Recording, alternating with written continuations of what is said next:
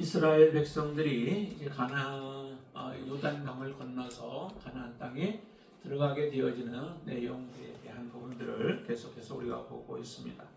오늘 특별히 2장에서 우리가 크게 두 가지로 나누어 본다면은, 하나는 정탐꾼들이 가나안 땅에 들어가서 정탐하는 그 과정들을 우리가 볼 수 있고요.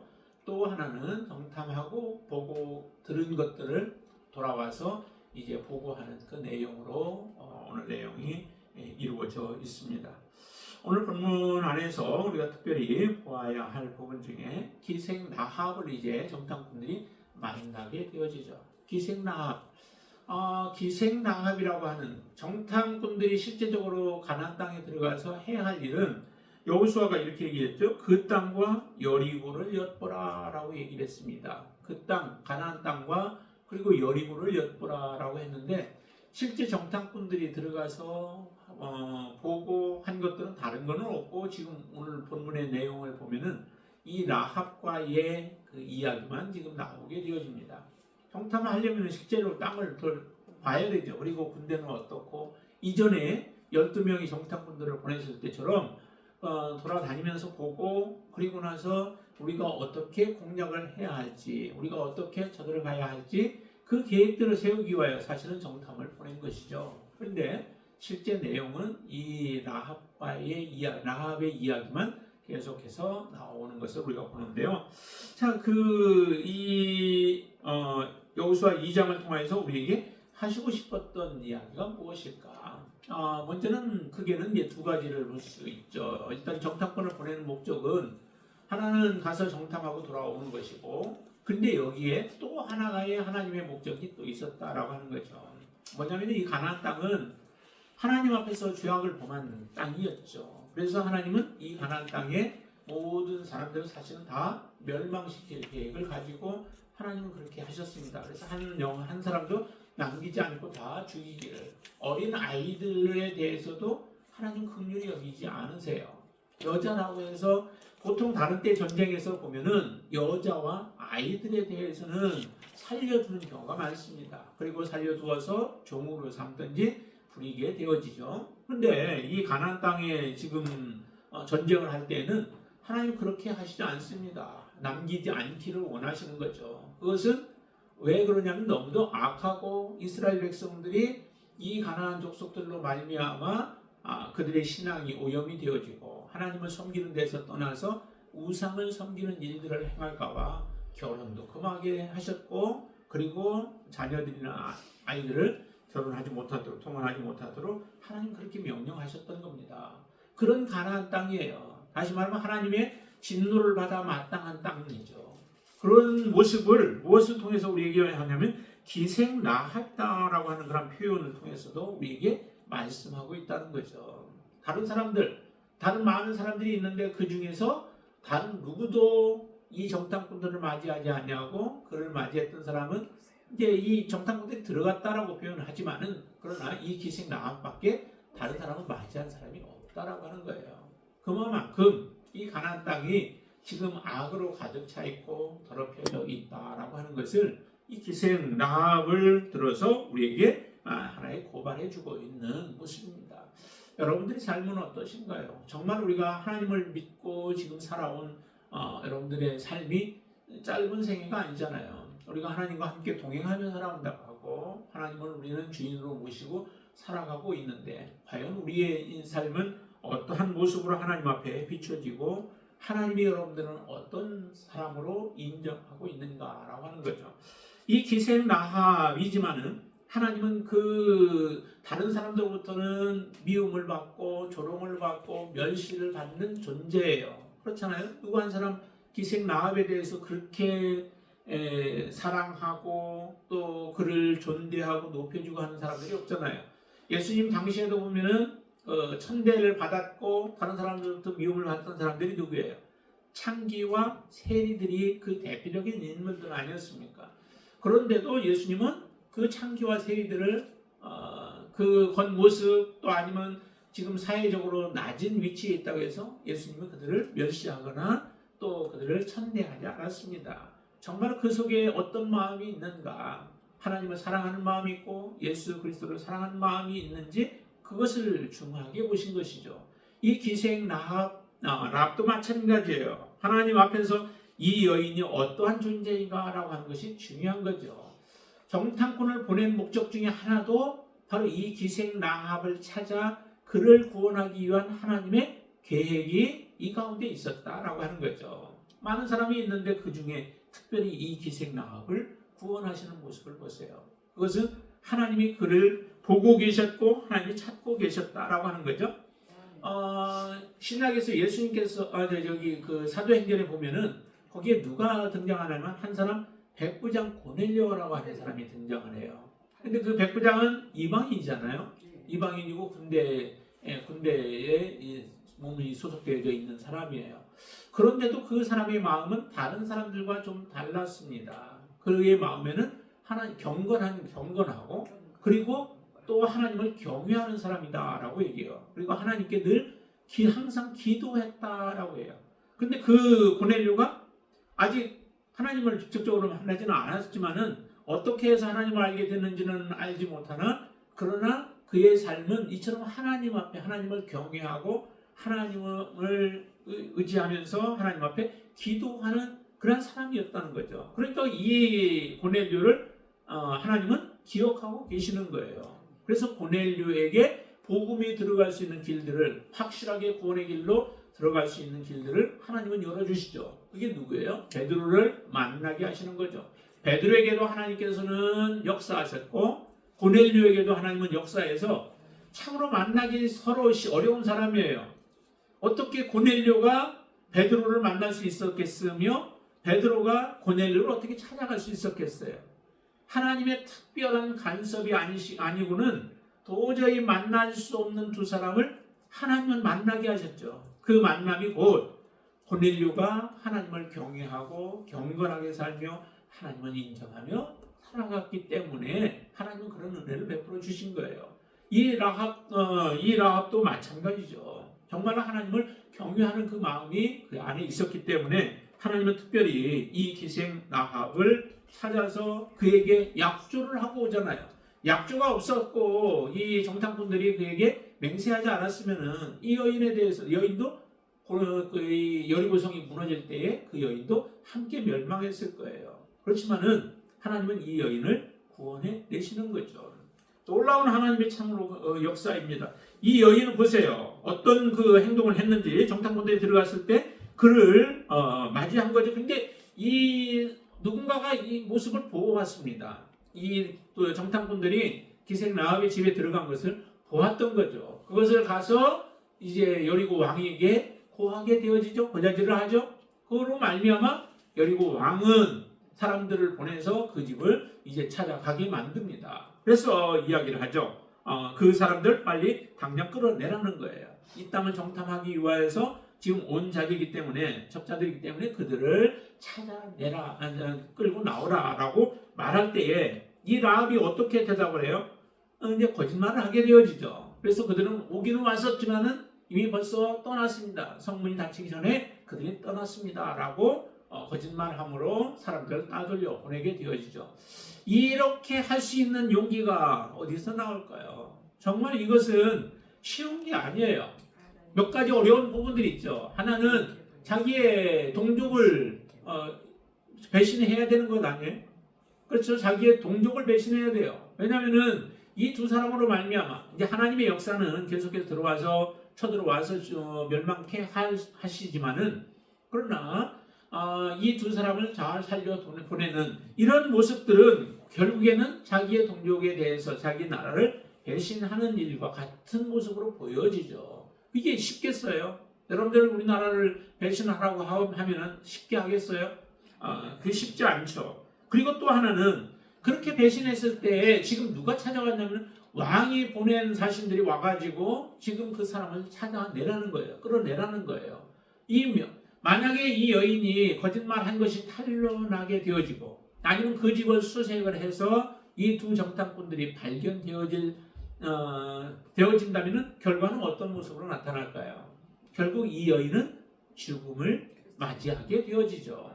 그러니까 이렇게 한 행동이 쉬운 행동이 아니라는 거예요. 비록 이 여인이 이처럼 거짓말을 했지만은 그 거짓말에는 자기의 생명까지도 건 거짓말에 해당되어지는 거죠. 따돌리는 그런 모습이죠. 이거 이렇게 할 수 있는 것은 그냥 나오는 것이 아니라 믿음이 없이는 불가능한 것이라는 거예요. 이 여인의 믿음을 한번 보세요. 어떻게 이 정탐꾼들에게 말을 하는지 한번 보세요. 자, 8절 한번 보겠습니다. 8절. 또 같이 한번 읽을까요? 또 그들이 눕기 전에 라합이 지붕에 올라가서 그들에게 이르러 말하되 여호와께서 이 땅을 너희에게 주신 줄을 내가 아노라. 우리가 너희를 심히 두려워하고 이 땅 주민이 다 너희 앞에서 간담이 속았다라고 얘기를 하죠. 무슨 고백이에요? 여호와께서 이미 이 땅을 주셨대요. 아직 들어오지도 않았잖아요. 이스라엘 백성들은 지금 요단 저편에 아직 있어요. 그리고 요단 강물은 많이 흐르고 있는 상태에서 어떻게 그들이 이 땅을 들어올지 그것도 아직 결정되어지지 않은 상태이잖아요. 그런데도 불구하고 이 라합의 믿음은 이 땅은 이미 하나님께서 이스라엘 백성들에게 주셨다는 거예요. 비록 이 가나안 땅이 강해 보이고 또한 장대한 사람들이 그 땅에 살고 있고 여리고성은 아직까지 한번 또 정복되어진 적이 없는 그러한 견고한성이라 할지라도 하나님이 이미 주셨으면 모든 것은 끝났다는 거예요. 하나님이 결정하셨으면 모든 것은 다 그 결정대로 이루어질 것이라고 하는 분명한 믿음이죠. 여러분들 이런 믿음 가지고 계세요. 네, 여러분들 이미 그런 믿음이 있으니까 지금 믿음의 삶을 살아가겠죠. 하나님의 말씀이 여러분들에게 없으면 우리가 그렇게 믿고 살아가라 해도 그게 마음대로 되어지지 않잖아요. 그렇죠. 하나님께서 결정하신 그대로 이루어질 것이다. 그래서 여호와께서 이 땅을 너희에게 주신 줄을 내가 안다라고 하는 겁니다. 라합은 실제적으로 하나님이 역사하시는 모습을 보지는 않았습니다. 사람들을 통하여서 들은 소문들이죠. 들은 소문을 그냥 그대로 받아들인 거예요. 참 얼마나 대단한 믿음이에요. 우리는 여러 가지로 확실한 증거들을 가지고 예수 그리스도의 살아나심을 이야기를 하고 하나님의 성경의 말씀을 들이대면서 이야기를 해주어도 사람들은 반신반의하고 오히려 더 적대적으로 나오는 사람들이 참 많습니다. 예수 그리스도는 이미 이 세상에 오셨다 가신 분이시잖아요. 그리고 지금도 우리 가운데 역사하고 계신 분이 예수 그리스도이시잖아요. 서기와 또 BC와 또 그 다음에 서기 이와 같이 이렇게 구분되어지는 것도 다 누구를 기준으로 해요? 예수 그리스도가 기준이 되어지잖아요. 그 예수님이 분명히 이 세상에 실존하시는 분으로 오셨다가 가신 분이시고 그 말씀대로 모든 것들이 이루어졌음을 우리가 알면서도 예수 그리스도를 인정하지 못하는 거예요. 우리는 많은 증거가 있는데도 불구하고 믿지 못하는데 기생 라합은 소문만 들은 거예요. 어떤 소문을 들었어요? 자, 10절 말씀 보세요. 이는 너희가 애굽에서 나올 때에 여호와께서 너희 앞에서 홍해물을 마르게 하신 일과 너희가 요단 저쪽에 있는 아모리 사람의 두 왕 시온과 오기에 행한 일, 곧 그들을 전멸시킨 일을 우리가 들었다라고 얘기하잖아요. 직접 본 이스라엘 백성들도 조금만 어려움이 있으면은 그들은 하나님 앞에 원망하고 하나님 앞에 그들이 불평을 드러내놓고 그렇게 하잖아요. 그랬던 이스라엘 백성들인데 이 여인은 정말 그 믿음이 얼마나 참 대단한지 듣기만 하고서도 이미 가나안 땅은 당신들의 것이요 라고 하는 고백을 하고 있는 거예요. 참 그 믿음 우리가 본받을 만하지 않아요? 여러분들 믿음도 이런 믿음으로 여러분들이 계속해서 하나님을 섬길 수 있게 되길 바랍니다. 흔들림이 없는 믿음이잖아요. 지금 그런 고백을 하고 있습니다. 자, 그러면서 또 하나 고백을 하는데 하나님에 대해서 정확하게 얘기를 하죠. 11절 보세요. 11절 같이 한번 읽겠습니다. 우리가 듣자 곧 마음이 녹았고 너희로 말미암아 사람이 정신을 잃었나니 너희의 하나님 여호와는 위로는 하늘에서도 아래로는 땅에서도 하나님이십니다. 하나님은 그분이 존재하지 않는 것이 없다는 거죠. 하늘에 주권도 가지고 계시고 땅에 모든 주권도 가지고 계시고 그래서 하늘에서도 하나님이시고 이 땅에서도 하나님이시라는 거예요. 오직 전능하신 분이시다라고 하는 그런 고백을 상천하지 하나님밖에 없다라고 하는 그런 고백을 드리는 거예요. 얼마나 하나님이 참으로 기뻐하시는 그런 믿음의 소유자가인가요? 정말 이렇게 하나님을 기쁘시게 하는 그 여인이에요. 이런 모습을 정말 하나님이 찾으시죠. 하나님의 눈은 온 땅을 두루 감찰하신다라고 말씀하시죠. 그래서 나를 사랑하는 자가 나의 사랑을 입고 나를 간절히 찾는 자가 나를 만날 것이다 라고 하시는 말씀을 하세요. 하나님을 찾는 자를 하나님은 하나도 잃어버리지 않습니다. 하나님은 찾아내시죠. 그렇게 하나님은 여러분들을 찾아내셔서 지금 이 자리에 앉게 하여 주신 줄로 믿습니다. 하나님의 그 선하신 하나님의 행위를 여러분들은 정말로 잊지 않으시고 그 하나님 앞에 더욱더 가까이 나아갈 수 있게 되길 바랍니다. 들은 것으로만 가지고도 이와 같은 믿음의 고백을 드리고 있는 그 라합을 하나님은 이제 구원하시게 되어지죠. 자, 이런 고백을 하죠. 그 라합이 이렇게 얘기합니다. 12절 보시면은 그러므로 이제 청하노니 내가 너희를 선대하였다라고 얘기해요. 그러니까 너희들 나를 선대하라. 예수님의 말씀과 똑같지 않아요? 네, 똑같아요. 예수님의 말씀 그 마태복음 7장 12절의 말씀 보니까 누구든지 너희가 남에게 대접을 받고자 하는 대로 남을 대접하라 라고 말씀해요. 이것이 율법이고 선지자라고 말씀하시죠. 예, 선지자들이 가르침이고 이게 하나님이 율법에서 가르치는 것이래요. 주님의 말씀 똑같잖아요. 내가 너희들을 어떻게 선대했느냐? 내가 너희들을 나의 목숨을 걸고 너희들을 선대한 거야. 내 목숨을 내놓은 거라는 거죠. 거기 보니까 그냥 선대했다라고만 이렇게 표현하지만은 그 다음에 13절 보세요. 13절에 보시면은 그리고 나의 부모와 나의 남녀 형제와 그들에게 속한 모든 사람을 살려주어 우리 목숨을 죽으면서 건져내라 라고 얘기해요. 내가 목숨을 던지면서 너희들을 보호하고 너희들을 지켜냈으니까 너희들은 이제 우리의 목숨을 담보해서 지켜내달라고 하는 그런 요구를 하잖아요. 이 요구 앞에 이 두 정탐꾼들은 그대로 맹세를 합니다. 자, 14절로 같이 한번 읽겠습니다. 그 사람들이 그에게 이르되 내가 우리의 이 일을 누설하지 아니하면 우리의 목숨으로 너희를 대신할 것이요 여호와께서 우리에게 이 땅을 주실 때에는 인자하고 진실하게 너를 대우하리라 라고 이렇게 말씀해요. 자, 내가 목숨을 걸고 우리의 목숨을 지켜주었으니 이제 우리도 우리의 목숨을 걸고 너희를 지켜주겠다라고 하는 그런 고백을 하잖아요. 참으로 하나님 앞에 여러분들의 믿음이 정말 여러분들의 목숨을 내어놓고 하나님을 섬기는 모든 믿음은 사실은 이거예요.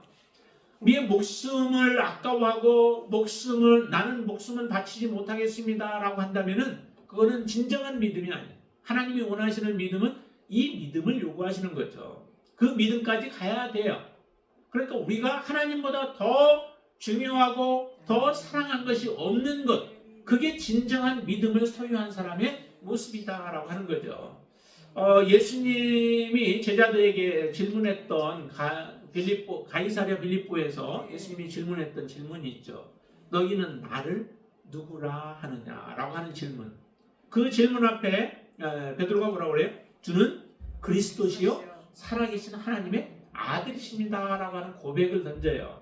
단지 그 내용만 우리가 딱 보면은 예수 그리스도를 주님으로 그리고 그분이 살아계신 하나님의 아들로 우리가 그냥 입술로 고백하면 된다라고 하는 생각을 갖지만은 실제 그때의 그 당시에 그 고백을 드릴 때의 베드로의 마음이나 또 주변에 만약에 이런 고백을 예수께 드리는 모습이 보여졌다면 다른 사람들이 어떻게 했을까요? 그냥 그대로 예수라고 하는 분 앞에 그냥 고백한 것으로 끝나는 게 아니라 사실은 그 당시에 가이사 황제 앞에 황제가 아닌 예수를 자기의 주인으로 삼겠다라고 하는 고백이 되어져서 이거는 자기의 목숨을 내놓는 것과 같은 것이다라고 하는 거죠.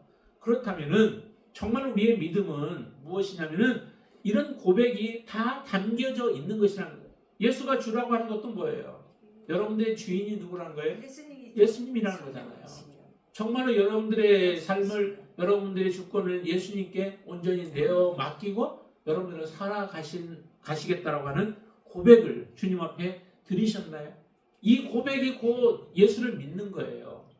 그 고백이 아닌 것은 가짜라고 하는 거죠. 그러나 처음부터 다 그렇게 할 수 없는 경우도 있습니다. 우리가 주님을 알아가면서 이제 그 고백을 드리는 경우도 있죠. 그래서 성숙해 가야 하는 거예요. 주님 앞에 주님을 더 알아야 내가 주님이 어떤 분이신가, 그리고 그분께 나의 모든 것을 다 맡겨버리고, 그분은 선하신 분이시고 한 번도 우리를 실망시키신 분이 시키신 적이 없고, 또 그분은 우리를 가장 사랑하실 뿐만 아니라 우리에게 가장 좋은 것을 주시는 분이 하나님이시다라고 하는 믿음이 여러분들에게 생긴다면 어때요? 여러분들 신뢰할 수 있잖아요. 하나님이 그렇게 못하실 분이신가요? 아니죠. 하나님은 그렇게 능히 하실 분이십니다. 그렇기 때문에 우리의 모든 것을 다 그분께 맡기고 그분이 하시는 대로 순종하며 살아가는 것, 이것이 바로 하나님이 원하시는 믿음이라는 거예요. 그 믿음을 바로 이 라합이 가지고 있는 거예요. 자기의 목숨까지도 다 내어놓고 이 정탐꾼들을 지켜 보호해 주시는 것이 곧 하나님에 대한 믿음이죠. 하나님이 하실 일들에 대한 신뢰고요. 하나님은 이 땅을 반드시 하나님께서 약속하신 대로 주실 것인데, 그러면은 우리는 죽게 되어지는 거죠. 우리는 멸망케 되어지고, 그런 존재, 어차피 죽을 건데 지금 만약에 내가 이렇게 정탐꾼들을 보호해 주다가 죽든, 아니면은 그들을 잡아주어서 죽든, 어차피 조금 더 시간은 살 수 있는 시간은 있어도 어차피 죽을 거다 아니에요. 그렇다면은 정말 자기가 가지고 있는 그 믿음을 따라서 하나님이 상천하지 하나님이시라고 하는 것을 분명히 확실히 믿는다면 그분을 의지하고 그분을 붙잡는 것이 진정으로 살 수 있는 길이죠. 그래서 이 라합은 그렇게 결정한 겁니다. 이 두 정탐꾼을 보호해주고, 그리고 그들에게 자기의 목숨을 맡기는 거죠. 당신들에게 내 목숨을 맡기겠습니다. 당신들이 보호해 주세요 라고 하는 그러한 요청을 할 때 하나님은 그들의 요구를 받아주신 겁니다. 그래서 이 여인이, 라합이 이렇게 함으로 인하여서 어떤 일이 일어나냐면은 놀라운 일이 일어나죠. 그의 자기뿐만 아니라 누구도, 가족들이, 거기에 보면은, 자 18절 말씀 보실까요?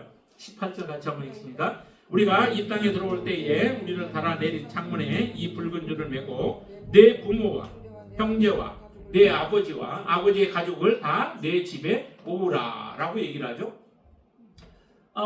그렇다고 해서 이 라합의 믿음 때문에 그것으로 구원받았다라고는 우리가 보지 않아요. 왜냐하면은 라합이 자기의 부모를 찾아가고 형제들에게 찾아가고, 그리고 아버지의 가족들, 또 그 사람들 다 찾아가서 이 사실을 지금 이야기한다면 보통 사람들의 경우는 받아들이지 않잖아요.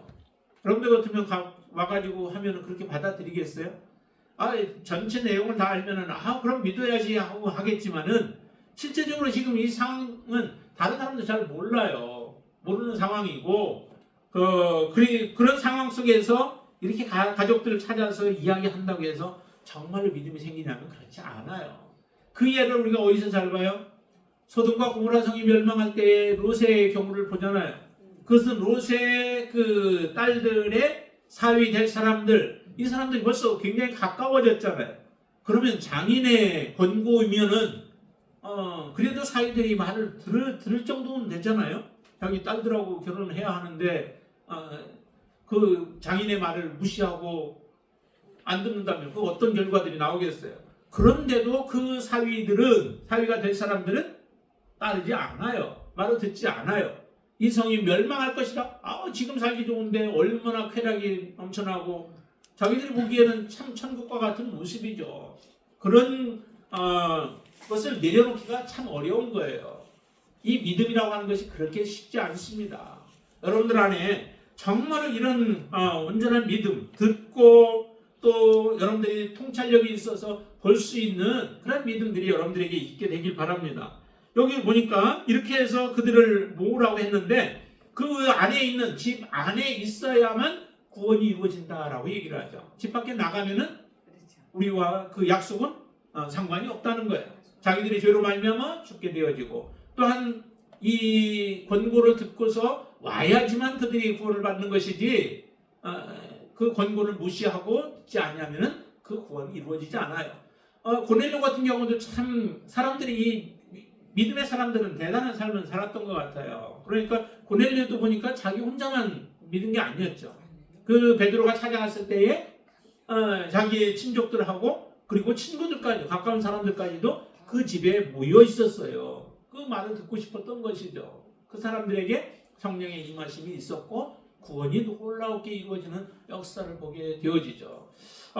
이처럼 그들에게는 영적인 영향력들이 있었습니다. 여러분들에게도 참 이런 영적 영향력이 있으시기를 주님의 이름으로 축원을 드립니다. 이게 쉬운 일들은 아니죠. 쉬운 일은 아니지만 그러나 우리가 믿음으로 살아가게 되어질 때 우리를 통하여서 죽어가는 영혼들이 그 복음을 듣게 되어지고 예수 그리스도를 만나게 되어지고 그 영혼들이 같이 또 구원 얻는 놀라운 역사가 일어날 수 있게 되어지기를 주님의 이름으로 축원을 드립니다. 자, 그러면서 이렇게 이제 약조를 하고 그리고 나서 21절에 보면은 그 약조한 대로 이 라합이 어떻게 해요? 라합이 그 창문에다가 붉은 줄을 창문에 메어놓게 되어지죠. 라합이 창문에다 붉은 줄을 메어놓을 때에 사람들을 내어보내고 바로 그렇게 얘기해요. 실제 두 정탐꾼들이 얘기했던 것은 18절에서 볼 때에 이렇게 얘기합니다. 우리가 이 땅에 들어올 때에 우리를 달아내는 창문에 이 붉은 줄을 메고 내 부모와 내 형제와 내 아버지의 가족을 다 집에 모으라고 이렇게 얘기를 했잖아요. 그때 모으라고 했는데 달라고 한 것이 바로 하라는 게 아니라 우리가 들어올 때라고 얘기를 하잖아요. 우리가 이 땅에 들어올 때 아직 들어오지는 않고 지금 가는데 내보내자마자 바로 이 붉은 줄을 창에다가 매는 거예요. 그러면 이 붉은 줄을 매게 되어지면 어떤 일이 일어날까요? 사람들이 이상하게 생각하지 않겠어요? 그 집에만 특별히 지금 붉은 줄이 매어져 있다라고 하는 거예요. 그리고 이전에 의심을 했었죠. 그 집에 정탐꾼들이 들어왔었는데 하면서 이상하게 보고 그 집을 의심하게 되어질 텐데도 라합은 그것에 전혀 신경을 쓰지 않습니다. 그냥 그 창문에다가 그 붉은 줄을 메어놓게 되어지는 이 모습을 우리가 보여지는데 정말 우리의 믿음은 드러내는 거죠. 감추이는 게 아니죠. 여러분들이 살아가는 동안에 여러분들이 정말 그리스도인인가 그리스도인이 아닌가 다른 사람이 헷갈릴 정도의 삶을 사셔서는 안 된다는 거죠. 여러분들이 어디에 있든지 간에 나는 그리스도인인 것을 당당하게 여러분들이 말씀하고 그로 말미암아 손해가 와도 또 여기서부터는 만약에 이 일로 인하여 그들이 죽임을 당하고 어려움이 당한다 할지라도 내가 예수 믿는 하나님의 자녀요 나는 하나님을 나의 가장 우선순위로 두고 그분을 섬기는 하나님의 자녀다라고 하는 것을 드러내는 것에 대해서 여러분들이 부끄러워하거나 또 그것을 꺼려하지 않게 되시길 바랍니다. 당당한 모습으로. 왜요? 그럴 만한 능력이 여러분들에게 있는 거죠. 하나님의 우리의 신분을 바꾸어 주셨습니다. 영원히 죽을 자, 얼마 있으면 우리는 죽을 자, 육신이 조금 있으면 우리가 무너질 자들이 영원한 하나님의 소망을 받은 자들로 우리가 살아갈 수 있도록 하나님은 여러분들 그렇게 바꾸어 주신 거예요. 얼마나 큰 축복이에요. 이런 축복을 받은 것이 부끄러운 일인가요? 그것은 드러내야 할 일이죠. 그렇기 때문에 당당한 모습으로 살아가실 수 있게 되길 바랍니다. 여러분들에게 어떤 일이 일어날지라도 이미 하나님의 자녀는 성공의 삶을 살아간 거예요. 하나님이 기뻐하시는 삶을 살아가시게 되어진 거죠. 그래서 라합과 같은 모습으로 담대한 모습으로 여러분들이 살아가실 수 있게 되어지길 바랍니다. 그 다음에 거기에 뒤에 보면은 이제 그 정탐꾼들이 돌아가서 그 되어진 일들에 대해서 쭉 이제 보고하는 내용들이 22절부터 24절까지의 말씀에서 우리가 보여주는데요. 자, 거기에 보면은 그 되어진 일들을 다 이야기를 하죠. 가서 얘기하는데 24절 말씀 한번 보세요. 24절 같이 한번 읽습니다. 또 여호수아에게 이르되 진실로 여호와께서 그 온 땅을 우리 손에 주셨으므로 그 땅의 모든 주민이 우리 앞에서 간담이 녹더이다 하더라 라고 얘기합니다. 정탐꾼들이 보고해야 할 일들은 그 상황들 이제 어떻게 성이 어떻게 되어 있고 또 파수는 어떻게 쓰고 하는 이런 것들을 쭉 얘기를 다 해야 되는데 이 두 정탐꾼은 그런 것들은 다 없습니다. 단지 자기들이 겪었던 이 라합과의 관계 속에서 겪어졌던 그 내용들을 쭉 이야기를 하고 그리고 나서 하나의 보고를 하게 되어지죠. 그 보고가 뭐예요? 진실로 여호와께서 그 온 땅을 우리 손에 주셨다라고 고백을 합니다. 이 고백이 어떤 고백이에요? 이전에 보면 라합의 고백과 같은 그런 고백이죠. 라합의 모습에서 무엇을 보냐면은 하나님께서 역사하고 계신 것을 직접적으로 보는 거예요.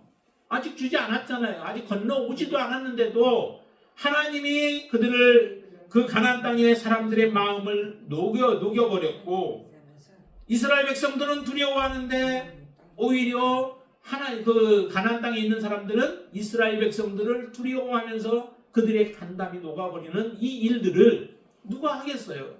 그 일은 바로 하나님이 하시는 것이죠. 이스라엘 백성들이 광야 길을 걸어갈 때에도 실제적으로 하나님이 먼저 가셨다라고 얘기를 해요.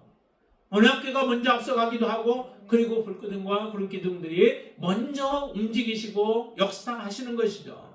이렇게 하나님이 역사하시는 모습을 보면 이제 이 땅은 하나님이 약속하셨기 때문에 반드시 우리에게 주신다라고 하는 확신을 가지고 지금 보고하고 있는 거죠. 이전에 12명 가운데서 10명의 정탐꾼들의 보고와는 완전히 다르죠. 그들은 보기는 육신의 눈으로 보기는 잘 보았어요. 그러나 무엇이 없었냐면 영적 통찰력이 없었던 거죠.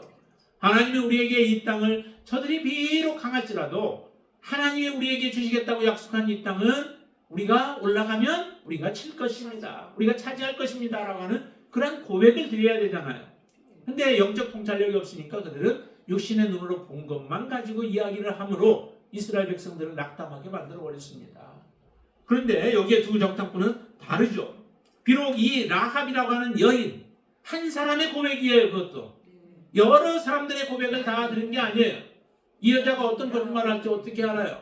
그런데도 그 여인의 그 입에서 나온 그 말 한마디 한마디들이 그대로 이 정탐꾼들의 마음에는 확신으로 와닿은 거예요. 여러분들 하나님의 말씀이 여러분들 안에 이런 확신으로 여러분들에게 다가오실 수 있게 되길 바랍니다. 하나님의 말씀은 1.1핵도 변함없이 다 그대로 성취되어진다라고 말씀하셨잖아요. 그러면 그 말씀을 누가 파기할 수 있겠느냐? 하나님의 말씀을 누가 막아설 수 있겠어요? 하나님의 말씀은 반드시 말씀하신 하나님이 성취하시고 하나님이 이루어내실 것입니다. 그것에 대한 믿음이 여러분들 없으신가요? 그 말씀이 여러분들에게 믿어지면은 하나님의 말씀은 정말로 살아 역사하시며 여러분들을 이끌어 가시고 인도하시고 여러분들을 보호하여 주실 줄로 믿습니다. 이 여인의 말보다 하나님의 말씀이 더 힘이 없나요? 여인의 말보다 하나님의 말씀이 더 확신이 있잖아요. 이 성경 말씀이 그렇게 여러분들에게 확신으로 여러분들에게 마음에 올 수 있게 되길 바랍니다. 자, 그렇게 하는데 그 증거까지도 얘기하잖아요. 우리 손에 주셨다고 하는데 그 주신 이유가 어디에 있어요? 그 땅의 모든 주민이 우리 앞에서 간담이 녹더이다 라고 얘기해요. 간담이 녹는다라는 얘기도 이 여인의 말이잖아요. 그런데도 그 여인의 말을 무엇으로 받아요? 가나안 땅에 있는 모든 사람들의 마음으로 그대로 받아들이는 거예요. 참 이게 이 라합의 대단한 믿음이고 또 그것을 그렇게 받아들인 두 정탐꾼의 그 보고가 대단하죠. 이런 말을 듣는데 이스라엘 백성들이 두려워할 이유가 있겠어요? 1장에서 얼마나 두려워했어요. 그래서 여호수아에게도 강하고 담대하라고 말씀하시잖아요. 그리고 이스라엘 백성들에게도 그렇게 또 얘기를 하잖아요. 그러면서 이런 담대한 믿음을 갖고 이제 살아갈 수 있도록 그렇게 인도해 주신 거예요. 참으로 이 모습들을 보면은 영적 통찰력이 그래서 필요한 거죠. 엘리야가 이스라엘 바알을 섬기는 사람들 그리고 아세라를 섬기는 자들과 대결을 했잖아요.